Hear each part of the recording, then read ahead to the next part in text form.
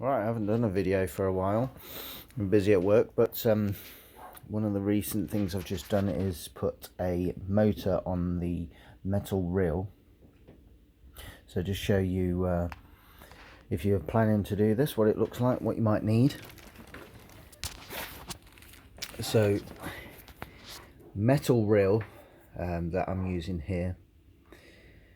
So you want a 6mm chain. You want the sprocket, which is a 54mm hole, so everything can go through the center of it. You want 4, 5 or 6mm bolts and nuts, and then on the other side you want a locking nut so it doesn't come off inside, so it all stays together. Also make sure that when you're putting it together that you put, if I can find it, just a couple of extra nuts behind so it spaces it away from this side of the reel, because otherwise if you don't have them it's going to catch, and it's going to catch on the side of the reel, and that keeps it away from there with those nuts there. And you just drill the holes through, bolt it together and put the reel all back together. So obviously you need to take the reel completely apart, get this side off so you're just left with this, put the sprocket on with your nuts, spacer bolts, and then a locking nut to hold it all together. Put the reel back together, put the chain on using get a chain with a lock-in with a split link. So I'm not sure where the split link is on here, but you get a split link, which is one of these links which you join the two parts of the chain together. Dead easy to put on, it just pushes together and clips together. The motor, lots of people get the 250 watt. I think I got here the 280 watt. It's a decent enough motor. I mean, it's not lightning fast, but it's perfectly adequate to use. And then the chain just fits on there, and then it looks like this. And all you need to do is you need to secure your reel down, make sure it doesn't move about, secure the motor down. And I've got a piece of wood here that I've got my reel connected to, and that's essentially what it looks like. Now also something I'm trialing, and you might have noticed, is the handle. I've used the handle here like a bit of a tensioner, because when the chain is loose, the chain can flick off, so you need a chain tensioner. And I thought, I wonder if that will work. So what I've done is I've got the handle, and I've got a piece of metal here, straight piece of metal that goes through the center of the hole,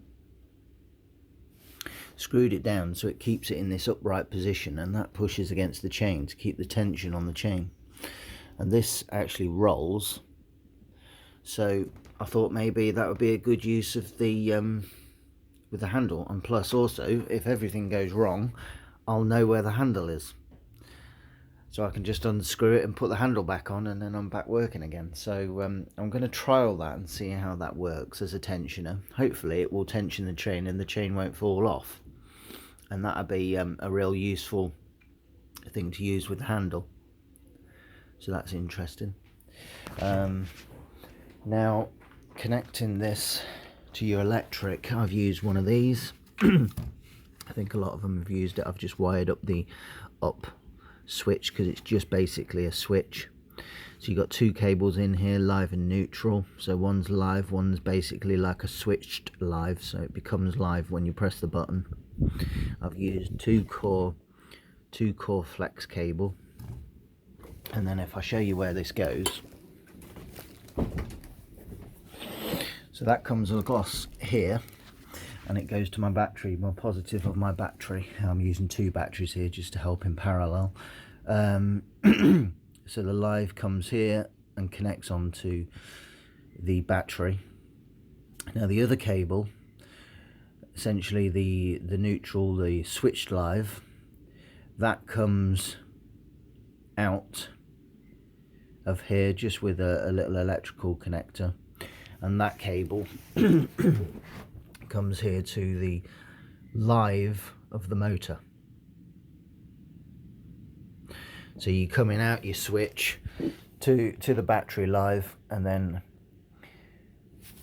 the other cable coming from the switch is going to the live of the motor. So when you press the switch, it gives a live feed to the motor, and then the neutral of the motor, that with a bit of cable again, you know, which you just pull out of the flex. So use the cable that came with the flex. That just goes to the negative on the battery there. You can see the blue one, and that creates your circuit, and that makes the motor move. So this is a position of it in the chain. You can see it's spaced off there so it doesn't hit. It's on the motor there, and then hopefully the tensioner will work. Now I might be able to just give you a little demo of it. I haven't got much space here actually, and let me just pull it out a little bit. So there's no, it's easy to pull out. It's pretty much the same as pulling it out. This wheel's kind of freewheel like this, you see. Pulls out, you don't, it's not hard to pull out at all. Now obviously I'm using one hand here, so it's a bit difficult, so I'll just do a little demo of it moving. I think when it firstly kicks in, so I press the button, and obviously it's kicked because I can't hold it at the same time, but essentially I could probably do a better video of that when I've got more of it out. But it is fabulous, guys, when you don't have to reel in anymore, especially when you've got sort of like about 60-70 meters out. It's dead easy to pull in. Alright, thanks for watching.